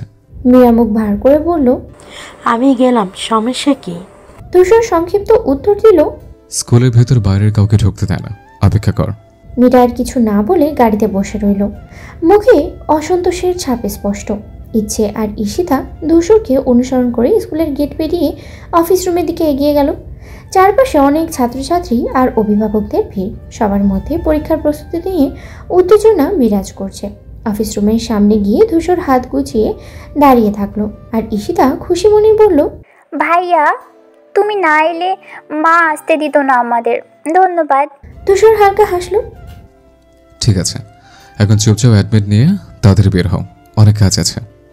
ভেতরে অফিস সহকারী অ্যাডমিট কার্ড হাতে দিলেন। ঈশিতা দ্রুত চেক করে নিয়ে বলল, ইচ্ছু তোর নাম ঠিক আছে, ছবিটাও ঠিক আছে। ইচ্ছে মাথা নেড়ে বলল, সব ঠিকই আছে। ধূসর একটু বিরক্তির গলায় বলল, হয়ে গেলে চলো, বাইরে গরম। তিনজন বাইরে বেরিয়ে এলে দূর থেকে মীরাকে দেখা যায়। সে অধৈর্য হয়ে গাড়ির জানালা দিয়ে বাইরে তাকিয়ে আছে। ধূসর হালকা দীর্ঘশ্বাস ফেলে বলল, এই মেয়েকে নিয়ে আসাটাই ভুল হয়েছে। ঈশিতার ইচ্ছে মুখ চেপে হাসলো, আর তিনজন দ্রুত পায়ে গাড়ির দিকে এগিয়ে গেল। রাতে নীরবতা ভেঙে ইনায়েত ও রফিক তালুকদারের হিসেবের খসখস শব্দ ভেসে আসছে। তারা দুজনে বসে কাগজপত্র ঘেঁটে ব্যবসার লাভ লসের যাচাই করছেন, মাঝে মাঝে নিচু গলায় কিছু আলোচনাও করছে। বাড়ির অন্যদিকে রোকসানা ও হৈমন্তী টিভির সামনে বসে প্রিয় সিরিয়াল দেখছে। রোকসানা হালকা হেসে বলল, এই নায়িকা তো আজ আবার বোকামি করলো। হৈমন্তী বলল, সব সিরিয়ালই একই কাহিনী, কিন্তু দেখতেও সারিস না। পাশে বসে মালা কাজের মেয়েটি মনোযোগ দিয়ে চুলে তেল দিচ্ছে, কিন্তু তার চোখের মাঝেও টিভির দিকে তাকিয়ে সে বলল, ইচ্ছে আর ঈশিতা নিজেদের ঘরেই ব্যস্ত। ঈশিতা বই নিয়ে বসেছে, আর ইচ্ছে জানালার পাশে দাঁড়িয়ে চুপচাপ বাইরের তাকিয়ে আছে, মনের মধ্যে নানা ভাবনা খেলা করছে। ঠিক এমন সময় দরজার সামনে গাড়ির শব্দ। ধূসর বাড়িতে ফিরে এসেছে। দরজা ঠেলে ঢুকতেই হৈমন্তী উচ্ছ্বসিত কণ্ঠে বলল, আব্বা ফ্রেশ হয়ে আসো, খেতে দিচ্ছি। ধূসর ক্লান্ত চোখে মৃদু হেসে বলল, না মা, খেতে হবে না, খেয়ে এসছি, শুধু এক কাপ কফি পাঠিয়ে দিও। হৈমন্তী একটু থেমে বলল, তুই এতদিন পর বাড়ি ফিরলি, অথচ না খেয়ে থাকিস কেন বলতো? অন্তত একটু কিছু খেয়ে যা। ধূসর হালকা মাথা নেড়ে উপরের দিকে চলে গেল। তার ভারী পায়ের শব্দ ধাপে ধাপে মিলিয়ে গেল সিঁড়ির উপরে। রুকসানা মালাকে বলল, মালা, যত এক কাপ কফি বানিয়ে দে তো ধূসরকে। মালা মাথা নাড়ল। জি খালা, এখনই বানিয়ে দিচ্ছি। সারাদিনের ব্যস্ততার পর বাড়িতে এক ধরনের প্রশান্তি নেমে এসেছে। সবাই যার যার কাজে মগ্ন, আর ধূসর তার নিজের চিন্তায় ডুবে গেছে। মালা উঠে কফি বানানোর কাজে ব্যস্ত হয়ে পড়ে। কাপে ধোয়া ওঠা কফি, কেমন তীব্র গন্ধ, মানুষ কিভাবে খায়, এসব ভাবতে ভাবতেই উপরে যাওয়ার জন্য রওনা দেয় মালা। ইচ্ছের ঘরের সামনে পার হওয়ার আগে ঈশিতা গিয়ে কফির কাপটি হাতে নিয়ে বলে, আমি দেবো ভাইয়াকে, তুই তোর কাজ কর। মালা মৃদু হাসি দিয়ে চলে যায়। কফির কাপ হাতে নিয়ে ধূসর ভাইয়ের ঘরে যাওয়ার জন্য উঠে দাঁড়ায়। ঠিক তখনই ঈশিতার ফোন বেজে ওঠে। ইচ্ছু, তুই একটু দিয়ে যা কফিটা, আমার বান্ধবীর ফোন আসছে। একটু বিরক্ত মুখে ইচ্ছেকে ডেকে বলে, আরে কফি দিতে আর কতক্ষণ লাগবে? ভাইয়া তো সারাদিন বাইরে ছিল, মনে হয় মাথা ব্যথা করছে, তুই দিয়ে আয় প্লিজ। মনের মধ্যে কিছুটা দ্বিধা নিয়ে ইচ্ছে কফির কাপ হাতে ধূসর ভাইয়ের দরজার দিকে এগিয়ে যায়। দরজার সামনে দাঁড়িয়ে নক করে, কিন্তু ভেতর থেকে কোনো সাড়া আসে না। একটু ধাক্কা দিয়ে দরজা খুলে ধূসর ভেতর থেকে দরজা খুলে বাইরে আসছিল। দুজনে একে অপরকে না দেখতে পেয়ে ধাক্কা লাগে, আর ইচ্ছে ধূসর ভাইয়ের বুকে গিয়ে বাড়ি খায়। কফির কাপ হাতে থাকায় কিছুটা কফি ফ্লোরে ছিটকে পড়ে। ধূসর তৎক্ষণাৎ পিছনে সরে গেল, আর ইচ্ছে হাত দিয়ে নিজেকে সামনে দাঁড়ানোর চেষ্টা করে। ধূসর কিছুটা বিস্মিত হয়ে বলে উঠল, তুমি এখানে কেন? ইচ্ছে গলায় অস্বস্তি নিয়ে বলে, ঈশিতা পাঠিয়েছে আমাকে কফি দিতে। তাহলে ঈশিতা কফির দায়িত্ব দিয়ে মানুষকে বিপদে ফেলছে? ধূসর হাসতে হাসতে বলল, আমি দুঃখিত, আপনার কফি ফ্লোরে পড়ে গেছে, আমি আরেকটা বানিয়ে পাঠাবো। ধূসর মৃদু হেসে বলল। ইচ্ছে তাড়াতাড়ি মাথা নিচু করে বলল, জি আমি যাচ্ছি। ধূসর দরজার সামনে দাঁড়িয়েছিল। ইচ্ছে পাশ কাটিয়ে বের হতে গিয়ে আবারও প্রায় ধাক্কা খেয়ে যায়। ধূসর একটু পেছনে সরে দাঁড়িয়ে মৃদু হেসে বলল, এত তাড়াহুড়ো কিসের? আবার না ধাক্কা খেয়ে পড়ো। সকালে মিষ্টি আলো জানালা ভেদ করে পর্দার ফাঁক গলিয়ে ধূসরের পিঠে পড়েছে। সূর্যের নরম উজ্জ্বলতা তার উদম পিঠে ছড়িয়ে পড়েছে। শ্বাস নেওয়ার সঙ্গে সঙ্গে তার পেশিবহুল পিঠ ধীরে ধীরে ওঠানামা করছে। রাতের ক্লান্তি যেন এখনো কিছুটা লেগে আছে, তবে সূর্যের আলোয় তার ত্বকে এক অন্যরকম দীপ্তি জ্বলে উঠেছে। সাদা চাদরের এক পাশ কাঁধ পর্যন্ত উঠে এসেছে, তবু তার উষ্ণ শরীরের আভাস স্পষ্ট। জানলা দিয়ে হালকা বাতাস এসে পর্দা নড়াচড়া করাচ্ছে। এক মুহূর্তের জন্য আলো আরো তীব্র হয়ে উঠে ধূসরের ঘুমন্ত শরীরের উপরে ছড়িয়ে পড়ে। ঘরের ভেতর নিস্তব্ধতা, শুধু হালকা বাতাসের শব্দ আর ধূসরের মৃদু নিঃশ্বাসের ছন্দ।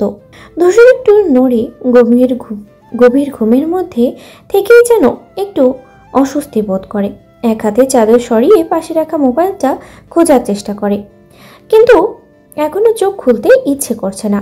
সকালে এত সুন্দর আলোয় তার ঘুম ভাঙার অভ্যাস নেই, কিন্তু আজ সূর্যের আলো জানালা ভেদ করে তার নিস্তব্ধ ঘুমে ব্যাঘাত ঘটিয়েছে। ধূসর ঘুমের ঘরে ফোন রিসিভ করে, ভ্রু কুঁচকে ওঠে, কিন্তু সে কোনো কথা বলে না, শুধু শুনতে থাকে। অপর প্রান্ত থেকে কি বলা হচ্ছে তা বোঝা যায় না, তবে ধূসরের মুখের অভিব্যক্তি বদলে যায় মুহূর্তেই। একগা ক্লান্তি নিয়ে সে উঠে বসে।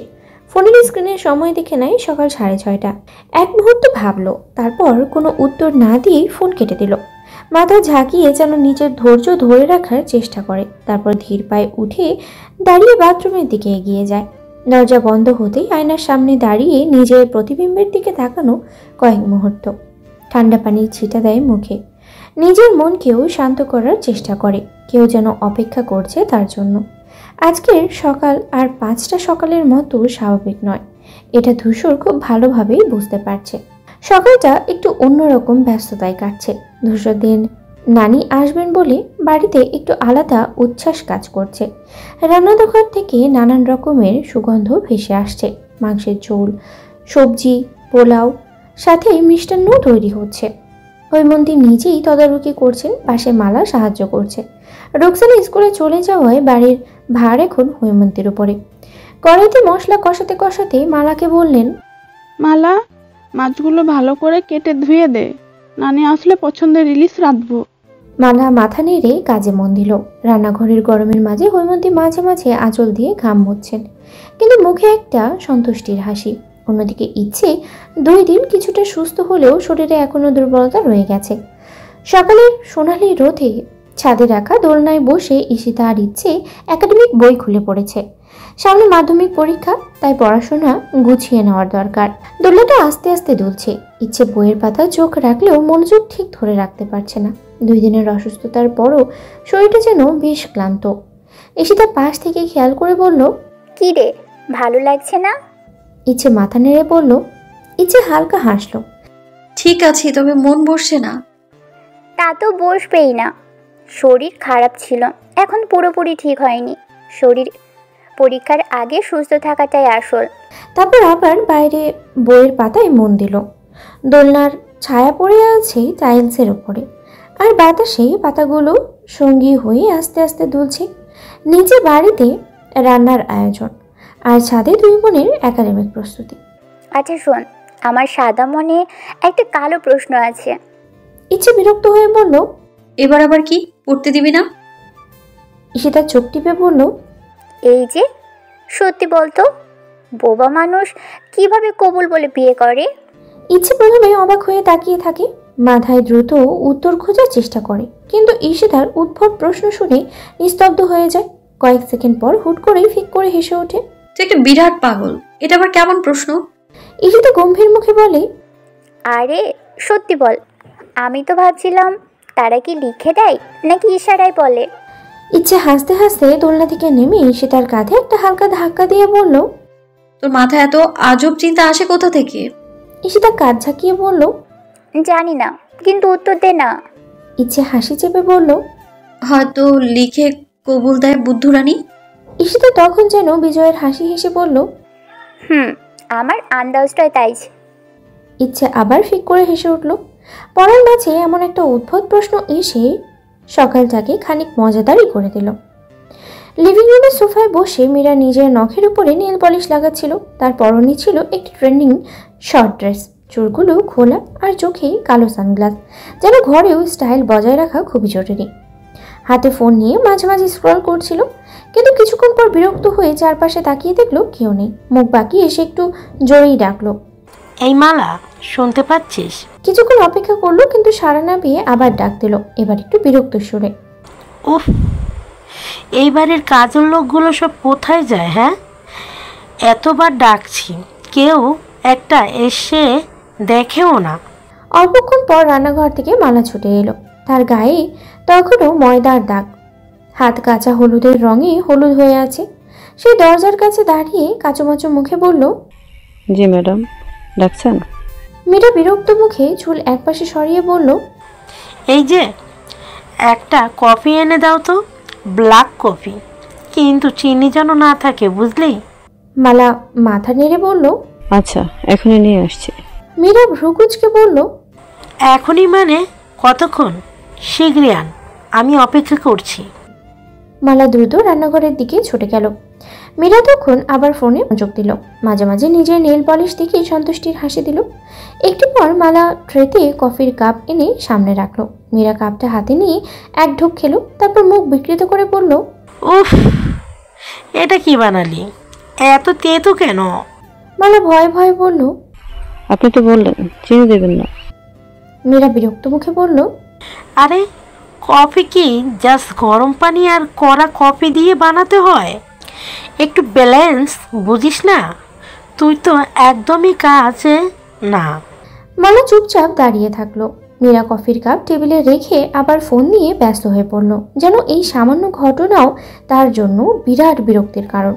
ধূসর বাথরুম থেকে বেরিয়ে এসে একবার মাথা ঝাঁকিয়ে ভেজা চুলগুলো এলোমেলো করলো। সাদা দেওয়াল দিয়ে চুল ঘষতে ঘষতে আয়নার সামনে দাঁড়ালো।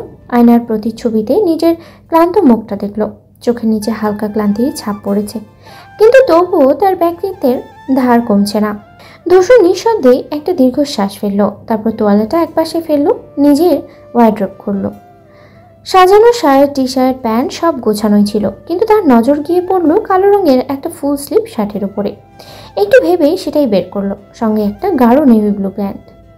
শার্টটা গায়ে নিয়ে আয়নার সামনে দাঁড়িয়ে বোতাম লাগাতে লাগাতেই নিজের চেহারার দিকে তাকালো। ধূসর কখনো নিজের রূপ নিয়ে মাথা ঘামায়নি, তবে এটা জানে যে তার ব্যক্তিত্বের কারণ অনেকের চোখ তার দিকে আটকে থাকে। ঘরের কোণে রাখা সুগন্ধির বোতলটা হাতে নিয়ে ঢাকটা খুলে সামান্য পারফিউম স্প্রে করলো গলায় আর কবজির কাছে। একটা হালকা সুগন্ধ চারপাশে ছড়িয়ে পড়লো, তারপর হাত বাড়িয়ে চুলে একটা হালকা ব্রাশ চালিয়ে সেট করে নিল। যদিও তার স্বভাব ছিল চুল এলোমেলো রাখতে, তবুও আজ একটু গুছিয়ে নেয়। তারপর ওয়ালেটে কিছু টাকা গুছিয়ে নিল, সঙ্গে গাড়ির চাবিটাও তুলে নিল টেবিল থেকে। ধূসর ঘর থেকে বেরিয়ে সিঁড়ি বেয়ে নেমে আস্তে আস্তে তার মনের মধ্যে অনেক কিছুই চলছিল। সে জানতো আজকের দিনটা কেমন যাবে, কিভাবে পরিস্থিতি তাকে সামলাতে হবে, সব কিছুই মাথায় করছিল। তবে তার মুখাবয়ব, চিত্তের দৃঢ়তা সব কিছুই বলে দিচ্ছিল যে সে প্রস্তুত। নিচে পৌঁছানোর পর তার চোখ পড়ল লিভিং রুমে বসে থাকা মীরার দিকে। মীরা ছিল একদম ফ্রেশ, সাদা শার্ট আর হালকা ব্লু স্কার্টে একদম প্রাণবন্ত দেখাচ্ছিল। তার চোখে আগ্রহ ছিল ধূসরকে নিয়ে, কিন্তু মুখে কিছু না বললেও সে তার দিকে তাকিয়েই থাকলো। ধূসর তার দিকে কোনো মন্তব্য না করেই সোফায় বসে ফোন চেক করলো। এর মাঝে মীরা তাকে লক্ষ্য করে বলল, আজকে কোথায় যাচ্ছ? ধূসর তার ফোন থেকে চোখ তুলে মীরার দিকে তাকালো, তারপর ঠান্ডা গলায় বলল, কিছু কাজ আছে, পরে কথা হবে। মীরা একটু চুপ করে গেল, তবে চোখে সন্দেহ ছিল। ধূসর জানতো মীরা কখনো সহজেই সরে যায় না, কিন্তু আজ তার মাথায় কিছু বড় কাজ ছিল, তাই সেগুলোকেই প্রথমে সুরাহা করতে হবে। ধূসরের ফোনে বারবার কল আসছে, একটার পর একটা। এর মধ্যে সে আর সবার দিকে মনোযোগ দিতে পারে না। ফোনটা হাতে নিয়ে দ্রুত সাড়া না দেওয়ার জন্য সে একটু বিরক্তই হয়। ফোনটা কানে নিয়ে এক ঝলক তাকিয়ে বুঝতে পারে বিষয়টা গুরুত্বপূর্ণ। ফলে সে দ্রুত উঠে সদর দরজার দিকে এগিয়ে যায়। তবে পিছন থেকে হৈমন্তী বলে, ধূসর খেয়ে যা বাবা, এসে থেকেই বাড়িতে থাকছিস না কেন? কিন্তু ধূসর কোনো জবাব না দিয়ে সামনে এগিয়ে যেতে থাকে। হৈমন্তী এক মুহূর্ত অবাক হয়, কিন্তু কিছু বলে না। দুপুরের দিকে ধূসরের বাড়ি একেবারে প্রাণবন্ধ হয়ে ওঠে, কারণ আত্মীয় স্বজন সবাই একত্রিত হয়েছে। বাড়ির ভেতরে যেন এক আনন্দের উল্লাস, গুঞ্জন আর হাসি ঠাট্টার ভিড়ে সবার নজর চলে যায় ধূসরের নানি হুমায়রা বিবির দিকে। বয়স পেরিয়ে গেলেও তার শরীরে এক অদ্ভুত শক্তি রয়েছে, যেন বয়সটা তার উপরে প্রভাব ফেলতেই পারেনি। তিনি সোফায় বসে আছেন, হাতে পান পাতা নিয়ে চিবিয়ে চলেছেন, আর মাঝে মাঝে তা নিয়ে কথা বলছেন। হুমায়রা বিবির চোখে তার দীর্ঘ জীবনের অভিজ্ঞতা এবং অর্জনের ছাপ রয়েছে। তার মাথায় লুকিয়ে আছে বহু কষ্ট, সংগ্রাম এবং জয় পরাজয়ের গল্প। তিনি যখন কথা বলেন তখন সবাই যেন মন্ত্রমুগ্ধ হয়ে শুনতে থাকে। তার উপস্থিতি এমন যে কেউ তার কাছ থেকে কিছু না কিছু শিখতেই চায়। বয়সের সাথে সাথে তার জীবন আরও সমৃদ্ধ হয়েছে, আর সেই সমৃদ্ধি তার কথায়, দৃষ্টিতে এবং চলনে প্রতিফলিত হয়। আত্মীয়রা একে অপরের সাথে কথা বলছে। ধূসরের মামা মামি পরিচিত মানুষ হাস্যরসে ব্যস্ত, আবার কেউ কেউ পরিবারের ইতিহাস বা পূর্বপুরুষের নিয়ে আলোচনা করছে। কিন্তু হুমায়রা বিবির একক অবস্থা যেন পুরো পরিবেশের কিছুটা গম্ভীরতা এনে দেয়। তার পানের পাত্রের প্রতি মনোযোগ এবং শান্ত ভাব, সময় কাটানোর ধরন যেন জীবনের প্রতিটি মুহূর্তের মূল্য বোঝানোর চেষ্টা করে। ঈশিতা হচ্ছে হুমায়রা বিবির ভক্ত বললেই চলে। তারা প্রতিবারই তার কাছে বসে তার গল্প শুনতে ভালোবাসে। হুমায়রা বিবির গল্পে এক অদ্ভুত মাধুর্য এবং জীবনযাত্রার তীক্ষ্ণ দৃষ্টি থাকে, যা তাদের মনে গভীর প্রভাব ফেলে। প্রতিবার যখন হুমায়রা বিবি তালুকদার বাড়িতে আসেন, তখন ঈশিতাও ইচ্ছে নিজেরাই বসে পড়ে তার কাছে, যেন কোনো এক দূর গ্রহের গল্প শুনছে। হুমায়রা বিবি তাদের পেছনে গল্প শোনানোর সময় তার একদম চুপ করে তার দিকে তাকিয়ে থাকে। একদিকে ঈশিতা নিজের হাসি চাপাতে চেষ্টা করে, অন্যদিকে ইচ্ছে স্নিগ্ধ কৌতূহলে তার প্রতিটি শব্দ শোনে। হুমায়রা বিবি যখন জীবনের নানান অভিজ্ঞতার কথা বলেন, তখন তারা তার মুখের দিকে অপলক দৃষ্টিতে তাকিয়ে থাকে। কখনো কখনো পুরনো দিনের কথা, কখনো বা হারানো সময়ের স্মৃতি, কখনো বা জীবনের কঠিন সংগ্রামের কাহিনী। সব কিছুই যেন এক মন্ত্রের মতো তাদের মনের মধ্যে কেটে যায়। তাদের কাছে হুমায়রা বিবির গল্প শুধু সময় কাটানোর একটি উপায় নয়, বরং এক ধরনের জীবনের শিক্ষাও। প্রতিবার তার বাড়িতে আসা যেন এক নতুন অধ্যায়ের শুরুর মতো, যেখানে ঈশিতা ও ইচ্ছে নতুন কিছু শিখে ফিরতে পারে। এমনকি হুমায়রা বিবি তার জীবনের গল্প গুছিয়ে না বললেও তার মুখের হাসি, চোখের ঝিলিক এবং শব্দের মধ্যে এমন এক শক্তি থাকে যা ঈশিতা ও ইচ্ছের হৃদয়ের গভীর প্রভাব ফেলে। তাদের মনে এই গল্পগুলো যেন অমূল্য রত্নের মতো, যা এক জীবনে জেগে ওঠা সত্য। কিছু পর রফিক ও ইনায়েত তালুকদার অফিস থেকে বাড়িতে ফিরে আসে। বাড়িতে এসে তারা দেখেন সবাই একসাথে বসে খাচ্ছে এবং পুরো ডাইনিং এরিয়া ভরা। হুমায়রা বিবি, যিনি তাদের ছোটবেলা থেকেই মা হারানোর পর তাদের জন্য মায়ের জায়গায় বসেছেন, তাকে দেখলে তাদের হৃদয়ে এক ধরনের অদ্ভুত ভালোবাসা উদিত হয়। দুই ভাইয়ের জন্য হুমায়রা বিবি ছিলেন শুধুই এক শাশুড়ি নয়, বরং ছিলেন তাদের জীবনের সেই অমূল্য স্তম্ভ, যিনি মায়ের অভাব পূরণ করেছে। ছোটবেলায় মার মৃত্যু তারা সহ্য করতে না পারলেও হুমায়রা বিবির অযত্ন, স্নেহ ও মমতায় তাদের সেই শূন্যতা পূরণ করে দিয়েছে। এখন যখন ডাইনিং টেবিলে সবাই একসাথে বসে, এই মুহূর্তটি যেন তাদের পারিবারিক সম্পর্কের গভীরতার প্রতীক হয়ে দাঁড়ায়। বাড়ির বড়রা পাশাপাশি বসে খাচ্ছেন, গল্প করছেন এবং একে অপরের সান্নিধ্যে সময় কাটাচ্ছে। ঈশিতাও ইচ্ছে তাদের নানির সঙ্গে বসে গল্প শোনার পাশাপাশি হুমায়রা বিবির স্নেহে ভরা কথাগুলো শুনছে। ইনায়েত তালুকদারের মায়ের বান্ধবী ছিলেন হুমায়রা বিবি। তালুকদার বাড়ির কর্তা মারা যাওয়ার পর তিনি দুই ভাইকে ভালোবেসেছেন এবং নিজের মেয়ের সাথে বিয়েও দিয়েছেন। বড়দের খাওয়া হয়ে গেলে তারা নিজেদের ঘরে বিশ্রাম নিতে চলে যায়। ডাইনিং টেবিলে এখন খালি হয়ে আছে, তবে মীরা, তার মা মারিয়া খান, ইচ্ছে এবং ঈশিতা এখনো খাচ্ছে। খাওয়া চলাকালীন সময়ে মারিয়া খান এক অস্বস্তিকর পরিস্থিতি তৈরি করে ইচ্ছের গায়ে পানি ঢেলে দেয়, যেন কোনোভাবেই তার অপমান করতে পারে। মারিয়া খান যখন ইচ্ছের গায়ে পানি ঢেলে দেয় তখন তার মুখে একটা তিক্ত হাসি ফুটে ওঠে। সে যেন ইচ্ছের শীলতাকে ছোট করতে চাইছিল। তুমি যেভাবে বাচ্চাদের মতো খাচ্ছ বসে, ইচ্ছে এমন আচরণ তোমার ঠিক না বলে মারিয়া দীপ্রতপূর্ণ হাসি হাসে। ইচ্ছে চুপচাপ বসে থাকে, কিছু না বললেও তার চোখের কণ্ঠে কষ্ট স্পষ্ট হয়ে ওঠে। সেটা হতবাক হয়ে যায়, কিন্তু মীরা কিছু না বলেই বসে থাকে। এমন সময় হঠাৎ করে পেছন থেকে একটি পুরুষ কণ্ঠ ভেসে আসে। সবাই চমকে তাকায় এবং মারিয়া খান যেন তার সবার উপরে আছড়ে পড়া ভার অনুভব করে। ধূসর ধীর পায়ে ডাইনিংয়ে প্রবেশ করে। তার কণ্ঠে স্পষ্ট উত্তেজনা, শান্ত তবে দৃঢ় ভাব বলে ওঠে, মামি, আপনাকে এতদিন পর দেখে খুব খুশি হয়েছে, তবে বাড়ির মেয়ে কেমনভাবে অপমান করলে আমি ভুলে যাব আপনি আমার মামি। মারিয়া খান থমকে যায়, তার মুখ থেকে কোনো শব্দ বের হয় না। ধূসর মায়ের উপর তার রাগের চিহ্ন স্পষ্ট করে। তার চোখে এক কঠোর দৃষ্টি থাকে। সে একেবারে পিছনে ফিরে উপরে চলে যায়, তবে মারিয়া চুপ করে বসে থাকে। তার মনের মধ্যে একটা অস্বস্তি জন্ম নেয়। মীরা রেগে ফুপি হৈমন্তীকে বলে ওঠে, দেখলে ফুপি, তোমার ছেলে কিভাবে আমাকে অপমান করলো, তাও আবার ওই ইচ্ছের জন্য। তার কণ্ঠে ছিল ক্ষোভ আর অসন্তোষ। মীরার কথায় কিছুটা সময় থমকে যায় হৈমন্তী, কিন্তু সে কোনো প্রতিক্রিয়া না জানিয়ে চুপ করে থাকে। হৈমন্তী তার দিকে রাগি চোখে তাকিয়ে কিছু বলার আগেই ডাইনিং রুম থেকে বেরিয়ে যায়। তার মুখাবি স্পষ্ট জানা যাচ্ছিল সে কিছুই বলবে না, কিন্তু ভেতরে কিছু একটা বয়ে যাচ্ছে। ইচ্ছে এবং ঈশিতা দুইজনই চুপচাপ বসেছিল। তাদের মধ্যে একটা অস্বস্তিকর নীরবতা বিরাজ করছিল। রাতে নীরবতা ছড়িয়ে পড়েছিল বাড়ির চারপাশে, আর এক একটা তারকা ঝলঝল করছিল আকাশে। চাঁদের মৃদু আলো ছড়িয়ে পড়েছিল ছাদের উপরে। ইচ্ছে একা দাঁড়িয়েছিল ছাদের কোণে, গভীর মনোযোগে চাঁদকে দেখছিল।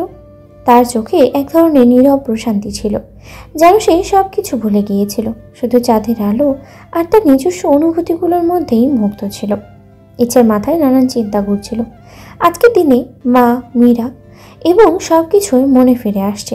দেহে কিছুটা দুর্বলতা ছিল, কিন্তু মনের মধ্যে এক ধরনের শক্তি অনুভব করছিল। এক নিঃসঙ্গ মুহূর্তে একাকী দাঁড়িয়ে সে চাঁদের দিকে তাকিয়ে ভাবছিল, এটা শুধু একটা রাত, বা এই রাতের সঙ্গেই তার অনেক কিছুই পাল্টে যাবে, কে জানে। ইচ্ছে মৃদু হাসে, তার চোখের কোণে লেগে থাকা এক ফোঁটা অশ্রু মুছে ফেলে। একটানা চাঁদের দিকে তাকিয়ে থাকে। আকাশের অন্ধকারে তার সাইলেন্স যেন তার ভেতরে অনুভূতির সঙ্গীত হয়ে যেতে পারছিল। ধূসর এক হাতে ফোন ধরে, ধীরে ধীরে চাঁদের দিকে এগিয়ে আসে। তার চোখে একটু চিন্তা ও উদ্বেগের ছাপ ছিল। ফোনে কিছু কথা বলার জন্যই আসছিল, কিন্তু ইচ্ছেকে একা ছাদে দাঁড়িয়ে থাকতে দেখে বুঝতে পারে কিছু একটা গন্ডগোল হয়েছে। ইচ্ছের মন খারাপ, আর সেই কারণেই সে এখানে দাঁড়িয়েছে বলে ইচ্ছেকে ডাক দেয় ধূসর। ইচ্ছে পিছে ঘুরে দেখে ইচ্ছের চোখে এক ধরনের নিস্তেজ ভাব ছিল, তবে এই নামের সম্বোধন তাকে কিছুটা চমকে দেয়। তার এই মুহূর্তে ধূসরকে মনে হয় এই মুহূর্তটা আরও কাছ থেকে দেখা উচিত। ইচ্ছে ধীর পিছনে ফিরে তাকায়, আর ধূসর ধীর পায়ে এগিয়ে আসে। মন খারাপ কেন? মামুতি সবার সাথে এমন করে, তবে কিছু ক্ষেত্রে জবাব দিতে হয়, বুঝলে পুচকে? ধূসর হেসে বললেও তার চোখে কোনো হাসি ছিল না, বরং সেটা এক ধরনের সহানুভূতির অনুভূতি। ইচ্ছের চোখে একটুখানি চুপচাপ ভাব চলে আসে। সে ধূসরের কথাগুলো ঠিকমতো শোনে না, কিন্তু মনে মনে তার সঙ্গই মেনে নেয়। ইচ্ছে মুখ থেকে কিছুই বলে না, শুধু দূরে তাকিয়ে থাকে, যেন মনে মনে কিছু বুঝতে পারছে। তার চোখের আড়ালে এক ধরনের নীরব সম্মতি ছিল, এবং ধূসরও তা বুঝতে পারে। ধূসর আসলে কথা বলার জন্যই ছাদে এসেছিল, কিন্তু ইচ্ছেকে একা দেখে সে বুঝতে পারে ইচ্ছের মন খারাপ। সে সোজা ফোনটা কেটে দেয় আর ইচ্ছের দিকে এক পাশ করে এগিয়ে যায়।